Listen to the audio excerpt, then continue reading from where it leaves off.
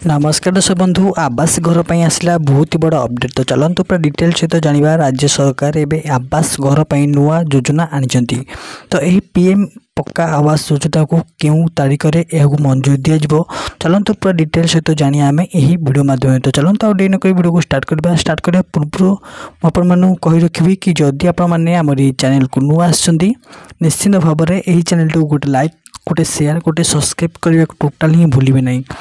तो आपण मान तो निश्चित भाव जानते कि ए राज्य प्रत्येक लोक यही घर पाइले जहाद्वारा कि से माने एबे यही घर पाई से माने बहुत भल अच्छा। तो यह राज्य सरकार कहते जो मैंने आवास घर पाई से माने तो पाई जो मैंने पाई नहांती से माने तुरंत अप्लाई करूँ। अप्लाई कर सारा ठीक एक मास पर से खाता को टंका 1,60,000 ରୁ 75,000 भितर से पाखु जीव आउ से घर तोड़ पारे बोली राज्य सरकार प्रतिश्रुति देते।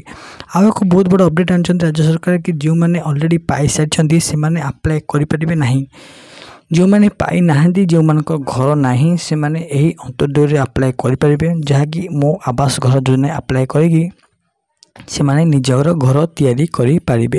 तो चलतु आज वीडियो आपन किपरि लागला कमेंट माध्यम निश्चित भाव जनइबे।